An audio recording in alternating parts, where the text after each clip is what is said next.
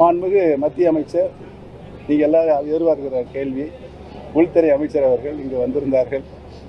ஏன் உங்களை அழைக்கவில்லை என்று நீங்கள் இப்போ எல்லாரும் கூடி பேசி அந்த கேள்வி அவர்கிட்ட கேட்கணும், நீங்கள் பேசிக்கிட்டு முடியாது. நானும் கேள்விப்பட்டேன். உண்மையிலேயே அதை எங்களை அழைக்காது எங்களுக்கு வருத்தம் அளிக்கிறதாக இருக்கிறது. சென்னைக்கு வருகை தந்திருந்த மத்திய உள்துறை அமைச்சர் அமித்ஷா தன்னை சந்திக்காதது வருத்தமாக இருப்பதாக முன்னாள் முதலமைச்சர் ஓ பன்னீர்செல்வம் மனமுடைந்து பேசியுள்ளார்.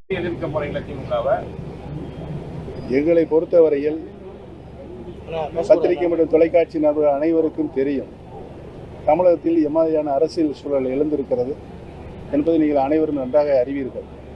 எங்களுடைய நிலைப்பாடு, நாங்கள் என்டிஏ கூட்டணியில் இணைந்துதான் கடந்த நாடாளுமன்ற தேர்தலில் போட்டியிட்டோம். அந்த கூட்டணி தான் இன்று வரை இருக்கின்றோம் என்ற நிலைப்பாடு இருக்கிறது எங்களை பொறுத்தவரையில். இரட்டை இலையை பொறுத்த வரைக்கும் நீங்க என்டிஏ கூட்டணி இருந்தாலும் அவங்க அதிமுக சார்பாக இருக்கக்கூடிய எதிர்கட்சி தலைவர் இருக்கக்கூடிய அணி அவங்க இரட்டை இலைன்னு சொல்லுவாங்க. அப்ப நீங்க என்டிஏ கூட்டணி போகும்போது நீங்க தனிப்பட்ட முறையில பிஆர்கே சின்னத்துல அந்த எலெக்ஷன் நின்றீங்க. இப்போ இந்த வரக்கூடிய தேர்தலுக்கு நீங்க எந்த சின்னத்தில் நிற்பீங்க? இரட்டை இலை சின்னத்தை பொறுத்தவரை சின்னத்தில் நிற்பீங்களா இல்ல இரட்டை இலை நிற்பீங்களா? இரட்டை இலை சின்னத்தை பொறுத்தவரையில் ஈரோடு கிழக்கு தொகுதியில் தற்காலிகமாகத்தான் அங்கு இரட்டை இலை சின்னம் தரப்பட்டது. அந்த தற்காலிக நிலைப்பாடை இதுவரை தொடர்ந்த நிலைதான் கடந்த நாடாளுமன்ற தேர்தலிலும் இருந்தது. அதற்காக நான் என்னுடைய சுயேட்சை சின்னத்தில் நிற்க வேண்டிய நிலை ஏற்பட்டது. சுயேட்சை சின்னத்தில் தான் நான் நின்றேன். ராமநாதபுரம் நாடாளுமன்ற மக்கள் எனக்கு மிகுந்த ஆதரவு தந்து என்னை 2ஆம் இடத்தில் தக்க வைத்துக் கொண்டார்கள். உங்களுக்கு அனைவருக்கும் தெரியும். என்னை தோற்கடிப்பதற்கு அங்கு ஏற்பட்ட சூழ்ச்சி சூதெல்லாம் உங்களுக்கு தெரியும். 6 ஓ பன்னீர்செல்வத்தை அங்கே கொண்டு வந்து நிறுத்தினார்கள். இவையெல்லாமும் உங்களுக்கு தெரியும்.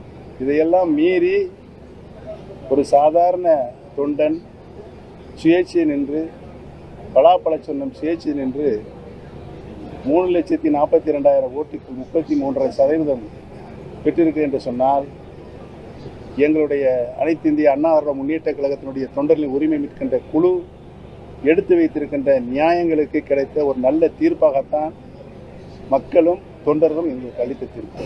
நீங்க பாஜக கூட்டணிக்கு வருவது அதிமுக விரும்பவில்லை என்றால் உங்களுக்கு நிலைப்பாடு பாஜக என்டிஏ கூட்டணியில நீங்க தொடர்றது அதிமுக விரும்பலைன்னா நிலைப்பாடு யார் விரும்புகிறார்கள் விரும்புகிறார்கள் எங்களுக்கு அதை பற்றிலாம் கவலை இல்லை.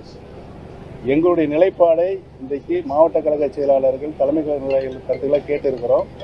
மீண்டும் நாங்களே நேரடியாக அனைத்து மாவட்டங்களும் சென்று அங்கே தொண்டர்களின் கருத்தையை கேட்டிருக்கின்றோம். இவைகளெல்லாம் கேட்டு ஒரு நல்ல முடிவை நாங்கள் அறிவிக்கிறோம். என்டிஏ கூட்டணி வந்து தமிழகத்தில் எடப்பாடி அவர்கள் தலைமையில் தான் இருக்குன்னு சொல்லியிருக்காங்க. ஒருவேளை அவர்கள் உங்களை ஏற்றுக்கொள்ளவில்லை என்றால் ஒருவேளை ஏற்றுக்கொண்ட எங்கள் யூகத்துக்கு நான் எப்படி பதில் சொல்றேன்.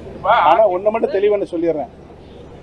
மாண்புமிகு மத்திய அமைச்சர், நீங்கள் எல்லாரும் எதிர்பார்க்கிற கேள்வி, உள்துறை அமைச்சர் அவர்கள் இங்கு வந்திருந்தார்கள். ஏன் உங்களை அழைக்கவில்லை என்று நீங்கள் இப்போ எல்லாரும் கூடி பேசி அந்த கேள்வி அவர்கிட்ட கேட்கணும், நீங்கள் பேசிக்கிட்டு முடியாது. நானும் கேள்விப்பட்டேன். உண்மையிலேயே அதை எங்களை அழைக்காது எங்களுக்கு வருத்தம் அளிக்கிறதாக இருக்கிறது.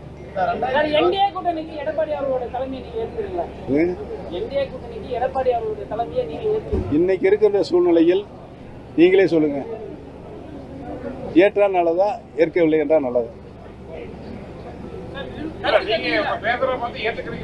நான் ஏற்கனவே ஆரம்பத்திலே சொல்லிட்டேன், எங்கள் தொண்டர்களுடைய கருத்துக்களை கேட்டு நான் உங்களிடம் ஒரு நல்ல முடிவை அறிவிப்பேன் என்று. அதுக்குள்ளே அவசரப்பட்ட அப்படி